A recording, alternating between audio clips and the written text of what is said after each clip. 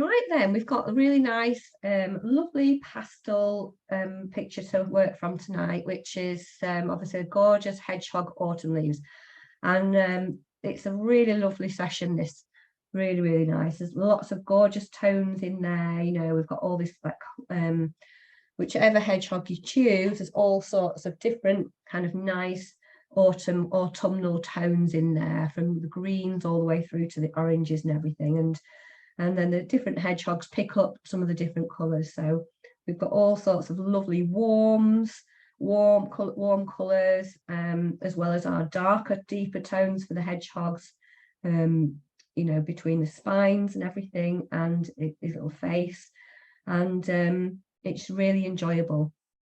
So one of the key things is to make this hedgehog as like you know, there's some lovely strokes in there today. But what I'm going to start with is a few questions people keep asking me, and I've had the same question a few times, so I thought I'll go over it. So one is about, because we'll probably use these little spreaders again, these little blending sticks, or you know, the little rubber tipped ones, just because there's some very small detail that you might want to kind of just put in carefully, like the nose and things like that. So one of the questions that I've had quite a lot is about what you do about these tips on these blenders. Now, I don't use these blending sticks very often, if I'm honest, as I tend to work a bit bigger. But I was reading, and it did say, well, just tear off a layer of paper. Just tear off the layer of paper. So obviously I tried around the top and there isn't any, and then I managed to like just take off a little bit of the paper here, and unfortunately I've obviously got really cheap blending sticks, because it just kept unraveling and unraveling and unraveling and unraveling, and I was like, oh Lord, right, let's not do that one this time. So my advice would be, unless you know you've got a really good quality blending stick, don't unravel it all the way, otherwise you'll end up with an uncoiled bit of paper like that. So the other thing you can do is, if you have got a paper like that, because this was the same as this one to start with, is you can just get the end and just cut gently, kind of trim it. It still works. It's not quite as tight, but it'll be fine. So you've got a blank end like that. So that's one of the little questions I've been asked a bit recently. And then the other one obviously is the blending stick.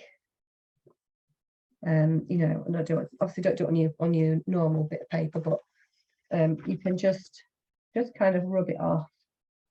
That's smudgy. It's like a bit like a rubber. This was really, really, really, really dark before, so it just kind of takes it off. And then the third question is about that I've had quite a bit, is about, can I sharpen my pastel pencils? So the answer is yes, if they're not, oh, there's Joan. If they're not too chalky. So you're not going to know until you do it whether they're chalky or not, until you have a go at pop sharpening it. So it's gentleness. So obviously this is a flat one. So I know, I just do mine a little bit and I pull it out and just see. And I know mine are actually okay. Obviously I'm not going to put a really sharp tip on it, but mine are quite hard. So these are a German design. And they are a bit, you know, they get a good colour, but they are quite hard. Now, some pencils are really, really soft. You're not going to know until you actually have a go at doing it. So have a go. And if it's going to be too chalky, then just use a little old-fashioned knife to kind of very carefully, you know, very, very carefully, like, do the wood around it and everything. So yeah, so it just depends on the brand, I think, really. But I thought I would get those questions out, as I said, I'm getting asked that quite a bit. So we'll see. We'll see if that we'll see, you know, you can see if yours is working. So I'm going to use a combination of 3 different pencils. pencil and pastel is what I meant, not 3 different pencils. Okie dokie. So yeah, so we've got these, I've got some mixture of pencils and pastel. So really all I'd be thinking about doing is getting a slightly lighter than my board, slightly lighter pencil, and just kind of, or even pastel, and just mapping it out a little bit and get it in proportion. But as always, if you're using your own picture as a reference that you've got in front of you, you know, it's easy to work out halfway, and then we can see quite how big this hedgehog is actually, because he comes all the way down. Look, little nose comes all the way down there. So it's quite helpful just to see whereabouts we're going to put him. So I would actually start by doing what I normally do. I'm going to go for a much lighter pencil though, just because obviously you'll be able to see it on the screen. But you know, you can just do whichever is best for your paper. So again, so I'm kind of looking at my halfway. I'm going to look to get his little nose in, which is kind of just below, isn't it, the halfway mark here. And we can change these. There's nothing to say that we have to stick with them.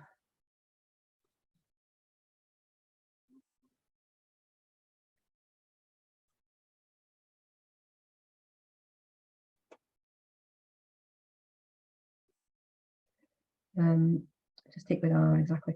So again, you know, this is where you can use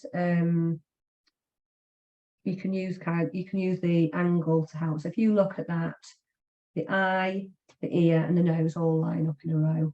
So you can almost go nose to tip just with the angle, really. Obviously, if you're scaling up, what we're looking for is how far up the page it comes. And the ear is kind of just, you know, 2/3 across, 1/3 up. So, and then you can just follow, you know, right across the middle of his nose to get the angle, or her nose. Did have this debate in class this morning.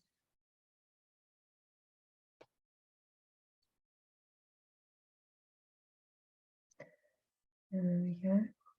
So again, here I'm just looking at that ear that's kind of hidden behind there, and going up, just so I've got like the corner of his ear underneath, and that and the hedgehog hair. And then you can obviously get your features like the little face and everything in. There's nothing to say as well that you can't make him bigger.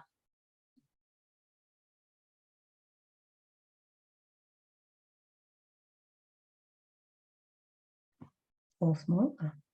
And then again, you know, we can then kind of get in the top where his spikes come down. And then the same again for the body. So we can go, you know, right the way across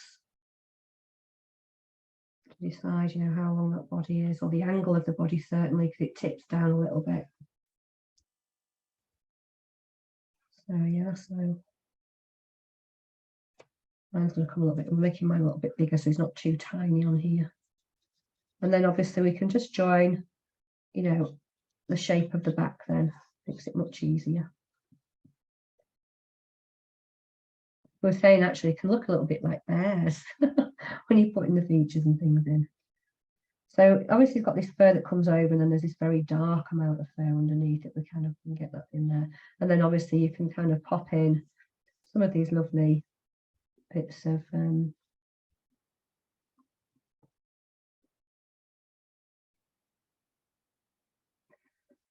foliage and moss, and this lovely rock that is that on.